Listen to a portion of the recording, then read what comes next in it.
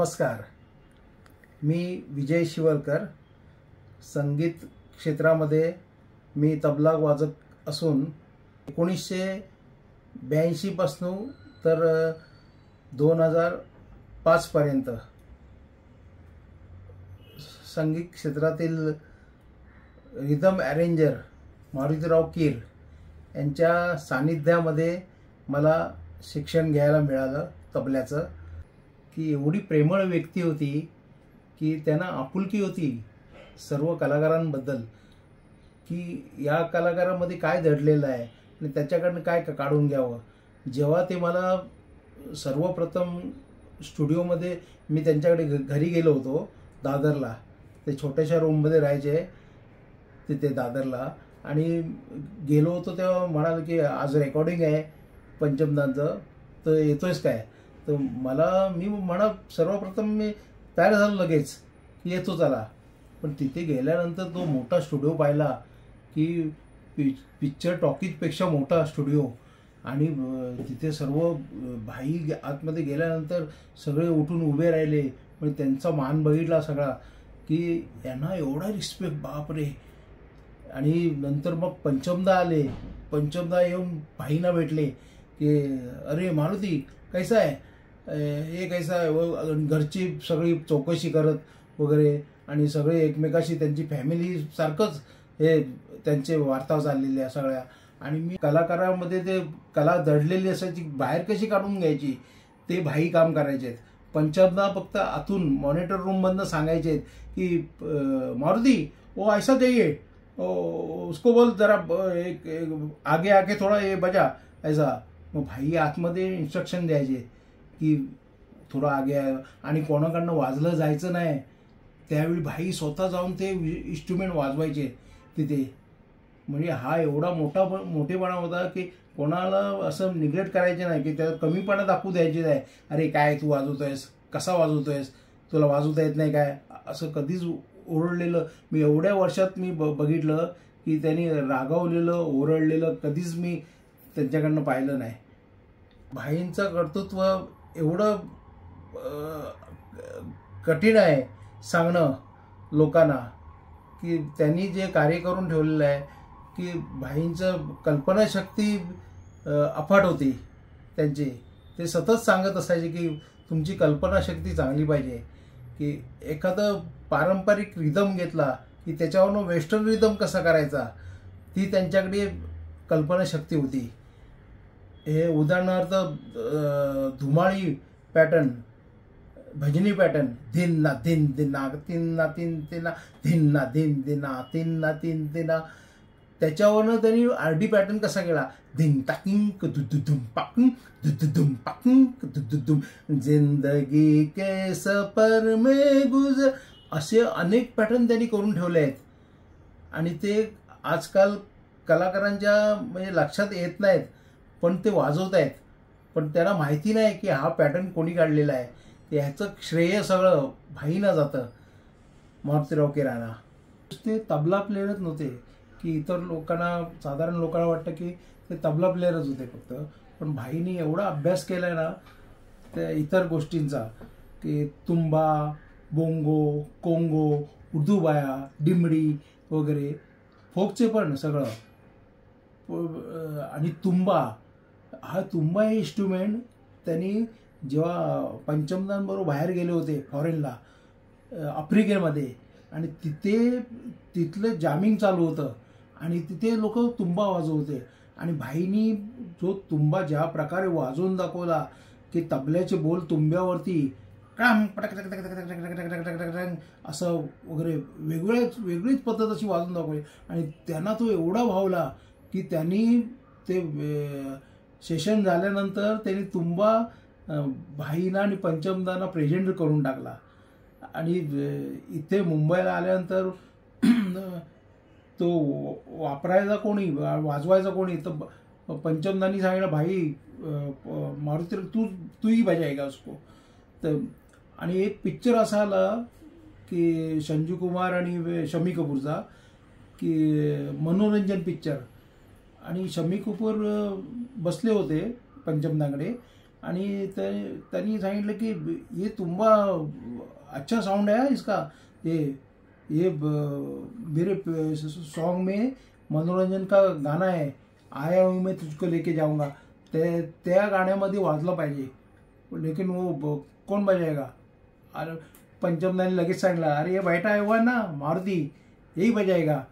आणि भाईनी तो तुंबा वाजवून दाखवला आणि टेकला तो 32 मात्रेचा, म्हणजे इंग्लिशमध्ये 16 बार होतात त्याचे, ते 16 बारमध्ये वाजवला तो तुंबा. आणि फर्स्ट म्युझिकमध्ये आणि सेकंड म्युझिकमध्ये दोन्ही म्युझिकमध्ये 16-16 बारचा तो तुंबा आहे.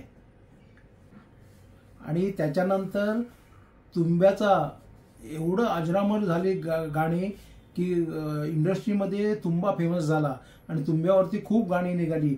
उदाहरणार्थ निशा, लेकरम, नंतर आ देखे जरा वगैरे अशी अनेक, शानमधली गाणी, नंतर मानमधली गाणी, अशी अनेक गाणी भाईनी तुंबा, तबला, मादल, बोंगो, कोंगो असं कंबाईन करून, ज्याला पॉली रिदम बोलतात, असे रिदम तयार केले की सगळ्यांना कामं मिळत गेली त्याच्यामुळे. आणि सगळी लोक अनुकरण करायला लागली त्याचं आणि ऑर्केस्ट्रामध्ये सर्वकडे वाजवायला लागले. मी त्यांना खोदून विचारायचो, एक क्लासला जेव्हा जायचो त्यांच्याकडे, आणि मी नंतर उरलेल्या वेळेमध्ये मी काही ना काही विचारतच राहायचो, हे गाणं कसं बनलंय, ते गाणं कसं बनलंय. मग ते हळूच सांगायचे की हे गाणं असं पंचमने असं बनवलं होतं, मग मी त्याच्यामध्ये असं सांगितलं, हे कोणाला बोलू नको असं बोलायचे ते. आणि त्यांनी एकदा मला सांगितलं की तेरे बिना जिया जाए ना, तेरे बिना जिया जाए ना, हे गाणं आपलं 3 तालमध्ये, अर्धा 3 तालमध्ये बनलं होतं. तेरे बिना जिया जाए धा देंग ना धा दिन ना धा तीन ता ता ता दिन ना. आता हे गाणं ठेवू शकले असते ना ते 3 तालमध्ये, पण भाईनी सुचवलं की त्याच्यामध्ये मादल तरंग कसा येईल, झिंग झिंग ना ना झिंग झिंग ना ना झिंग झिंग ना ना. पहिलं गिटार चालू होईल, स्पॅनिश गिटार, झम झम ना ना झिंग झिंग ना ना झिंग झिंग ना ना झिंग झिंग ना ना. असा तो रिदम केलाय आणि तो गाण्याला एवढा परफेक्ट सूट झालाय एकदम. म्हणजे गाणारे जे किशोर कुमार, लता मंगेशकर असायचे तेही खुश व्हायचे, घरी गाण्याला पकडून रिदम चाललेलं आहे असं एकदम. आणि ते गाणं सक्सेस व्हायचं. ते HD बर्मनचं गाणं, सचिन दांचं गाणं, होठो पे ऐसी बात, याबद्दल सांगावं असं वाटतं. विशेष म्हणजे 40 रिदमिस्ट घेऊन काम केलेलं आहे ते भाईनी, आणि सगळ्यांना समजावून सांगितलेलं की कोणाकोणाचं पार्ट काय आहे त्याच्यामध्ये. सिटिंग अगोदर केलेली होती आणि कोण कुठे काय काय वाजवेल. आणि सगळ्यात मोठी गोष्ट म्हणजे सकाळी 9 वाजता चालू झालेला टेक 1 वाजता पूर्ण झालेला आहे. सगळ्यात मोठं गाणं आणि अजरामर गाणं ते 1 वाजता टेक पूर्ण झालं दुपारी. म्हणजे सगळ्या कमी वेळेत चांगलं गाणं झालेलं आहे एक ते. आणि ते गाणं कसं झालंय की सगळे आलेले आणि तो गॉंग आणलेला, चायना गॉंग, तो गाण्याच्या अगोदर वाजला ना, तुतारीच्या अगोदर असा तो वाजवायचा होता. आणि एका नजरेमध्ये त्यांची बघा किती हे होतं. भाईनी ह्यांना, अमृतरावजींना सांगितलं, अमृतराव काटकरांना, की अमृत इशारा करू ना, कुणवलं, आणि त्याचा तो टोल वाजवायचा हातोडाच आणला होता. आणि त्यांनी अचानक जाऊन, तेव्हा अमृतराव बॉडीने पेलवान होते तेव्हा, आणि त्यांनी तो गुच्चा मारलाय त्याच्यावरती, धुम. आतमध्ये पंचमदांना माहिती पण नाही की कसं वाजलंय ते काय. कांचादानी मला स्वतः सांगितलेली एक गोष्ट आहे की कांचादा त्यांच्या टेकमध्ये असायचे नेहमी. जेव्हा लेकरम गाणं झालं होतं तेव्हा त्या टेकला कांचादा नव्हते, पण पंचमदानी नंतर ठरवलं की असं कुठलंच गाणं नाही की मादलशिवाय होऊ शकत नाही. पण कांचादानी सांगितलं की नंतर मादल तो डब करून घेतला, टाक टाक टाटुम टाटूम टाटूम झिंग चाकिंग झिग झिग चाकूम असं मादलचं काम करून घेतलं. पण कांचनाने एक गोष्ट मला सांगितली की मी आजारी होतो 3 महिने माझं काम पण बंद होतं, टेक नव्हता. पण मारुतीरावजींनी भाईनी जेवढे टेकचे पैसे होतील तेवढं पॉकेटात भरून पैसे कांचनदांच्या घरी दिले. हा भाईंचा मोठेपणा होता. एक गाणं होतं जीवन के हर मोड पे, ते मला वाटतं ते कुदरतमधलं असेल ते. आणि त्यावेळी रिदम बाकीचे रिदम होते पण मेन रिदम काय भाईना ते डिमडी आपले हे बघा ह्याला डिमडी बोलतात. हे महाराष्ट्रीयन इन्स्ट्रुमेंट आहे पण ती ही डिमडी दाखवायची होती त्या गाण्यामध्ये. वेस्टर्न गाण्यामध्ये डिमडी वापरली ती. याला साऊथमध्ये डफली बोलतात, आपल्या इथे डिमडी बोलतात. ते हे वाजते अशी अशी. ह्याच्यामध्ये पण मैंने पूछा चांद से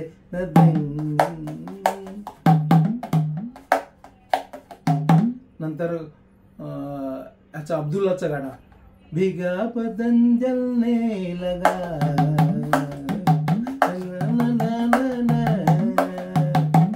हे वापरले. आणि त्या गाण्यामध्ये कुदरतच्या गाण्यामध्ये वेगळ्या पद्धतीने वापरायची होती डिमडी.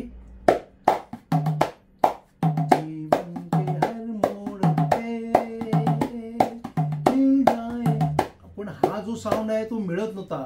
तो वाजवत होते भाईच. आणि भाईना सांगितलं पंचमदानी की हा तो पाक पाक साऊंड मिळत नाही. म्हणून भाईनी काय आयडिया केली, अशा प्रकारे वाजवले हे डिमडी.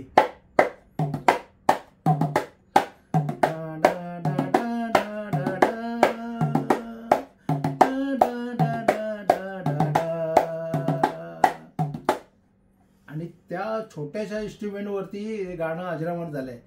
किती 1986 मध्ये दिल पडोसी है हा अल्बम आलेला, प्रायव्हेट अल्बम होता गुलजार पंचमदा आशाजी यांचा. तर त्यामध्ये भाईने एक कंपोजिशन करून ठेवली ती 8.5 मात्रेची. ती क्लासिकलमध्ये 17 मात्रेचा शिखर ताल होतो पण भाईनी 8.5 मात्रेचा तो रिदम केला होता. आणि असं कंपोजिशन कधी इंडस्ट्रीमध्ये झालेलं पण नाही असं. आणि ते कंपोजिशन भाईनी सांगितलं की याच्यावरती गाणं बनव, पंचमदांना सांगितलं. आणि पंचमदांनी गाणं पण बनवून दाखवलं आणि भाईनी रिदम पण कंपोज केला त्याच्यावरती. ते गाणं असं होतं झूठे तेरे नैन धिन ताक धिन ताक धिन ता धिन तागेन तागेन धिन ता धिन ता धिन ता धिन ता ता तिट असा तो रिदम होता. आणि जरा पण साधारण माणसाला वाटणार नाही की हा 8.5 मात्रेचा रिदम आहे. पण तो ऐकणाऱ्याला असा वाटतो की सरळ रिदम चाललेला आहे, साधा रिदम. असं कंपोजिशन ते बनलं. लक्ष्मीकांत प्यारे माहिती असतील, लक्ष्मीजींचा भाऊ एक होते ते शशीबाई. आणि त्यांची आणि भाईंची मैत्री मारुतीरावांची अतूट, म्हणजे जशी लक्ष्मीजी आणि पंचमदांची मैत्री होती तशीच मैत्री ह्या दोघांची मैत्री होती. तर शशीबाई मारुतीरावांना घेऊन जायचे त्यांच्या टेकमध्ये लक्ष्मीजींच्या. तर ते भाई कधी कधी सांगायचे की हा रिदम असा करूया तसा करूया आणि त्यांच्याप्रमाणे तो रिदम केला जायचा. उदाहरणार्थ भोर भये पण धिन ताक धिन धिन धिन ताक धिन ताक धिन धिन धिन ताक आहे वेस्टर्न. पण इंडियनवरती तबल्यावरती कसा वाजेल हे भाईंनी दाखवलं ते रिदम. आणि ते गाणं एवढं अजरामर झालंय, सक्सेस झालंय. आणि ते भाई आणि ते शशीबाई भाऊनी वाजवलंय दोघांनी. किंवा 4 ढोलक 2 तबले, 4 तबले 8 ढोलक अशी सवय भाईनी लावून दिली त्या शशीबाईंना आणि लक्ष्मीकांत प्यारेकडे. आणि त्यापासून हे काम चालू झालं. आणि एक महत्त्वाचा किस्सा आहे, म्हणजे भाईंशिवाय रेकॉर्डिंग कशी नाही व्हायची ते मी प्रत्यक्ष ऐकलेलं आहे. की एकदा एक रेकॉर्डिंग होतं आणि क्लासिकल गाणं होतं आणि किशोरदांचा पण त्याच्यात पार्ट होता ते. आणि किशोरदा भाईंना घेऊन लाईव्ह शोला गेले होते लंडनला काय कुठेतरी. आणि रेकॉर्डिंग चालू होते ते, आणि खासाहेब लोक दिल्लीवरनं बोलवले होते तबल्यासाठी, 4-5 खास आहे, आणि त्यांचं सकाळपासून नुसतं रियाजच चालू आहे तबल्यावरती. मैं ऐसा बजाऊंगा, तू वैसा बजाव, वैसा बजाव असं, आणि कोण कोणाचं ऐकत नव्हतं तिथे. आणि पंचमदा पण आत म्हणजे वैतागलेले एकदम, त्यांना म्हणजे रागात होते एकदम. अरे क्या करने का, इनको संभालेगा कौन, हे खासाहेब को. ते दुपारपर्यंत वाट बघितली आणि विचारलं, अरे मारुती किधर गया है, किशोर, ये किशोर भी ना किधर लेके गया मारुती को. ते आणि कोणीतरी सांगितलं की लंडनला वगैरे गेले ते वगैरे. आणि नंतर मग पॅकअप करतो, हे रेकॉर्डिंग नाही होगा आज. त्यांचे पैसे दिले आणि त्यांना पाठवून दिलं, पण ते रेकॉर्डिंग मारुतीजी आल्यानंतर, भाई आल्यानंतर परत ठेवलं मग रेकॉर्डिंग. म्हणजे एवढं महत्त्व होतं भाईंचं. तुम्हाला तर माहितीच असेल की पंचमदांच्या शेवटच्या उमेदीमध्ये काय काय घडलं ते. पण हा किस्सा मला भाईनीच स्वतः सांगितलेला आहे की जेव्हा 1942 लव्ह स्टोरी याचं सेटिंग ठरलं आणि पंचमदांनी भाईंना फोन केला होता. मी पण तेव्हा तिथे बाईंच्या घरी रत्नागिरीला हजर होतो, आणि पंचमदा बोलत होते की तर बोलताना थोडे मला नाराज वाटत होते असे, आणि ते सांगत होते की मारुती तू तो आजा, कि सब लोग छोड़ के गए, कोई भी नहीं रहा यहाँ पे, कम से कम तू तो आजा. तेव्हा मग भाई सगळं रत्नागिरीहून सोडून परत मुंबईला आले होते, आणि तेव्हा विधू विनोद चोप्राचे 1942 लव्ह स्टोरी याचं सिटिंग ठेवलं होतं पहिलं. त्यावेळी भाई इन्स्ट्रुमेंट काढून बसले होते तिथे, आणि तेव्हा पंचमदा विचार करत होते की क्या करणे का, कोणसा गाणं आहे. तेव्हा भाईनी त्याला सुचवलं की ह्याचं हिरापन्नाचं गाणं आहे ना, ते त्याच्यावरती काय करता आलं तर बघ, ते हिरा तो पहले से निगा डा डा डा डा डा डा, त्याच्यावरनं पंचमदा पण वाजवून बघतायत. आणि मग विचार केला की शब्द समोर पडलेले होते, आणि ते क्यों नहीं लग रही है तेरे रमन ना ना ना, भाईनी स्टिक वरती तबल्याचा साऊंड काढलाय, प्यार हुआ टक्टर चुपके से, ये क्या हुआ चुपके से टक्टर. मीही येतोय 16 फेब्रुवारीला पुण्याला, यशवंतराव नाट्यगृह कोथरूड, संध्याकाळी 9 वाजता. आईस इव्हेंट प्रेझेंट करते king of rhythm Marutirao Keer special.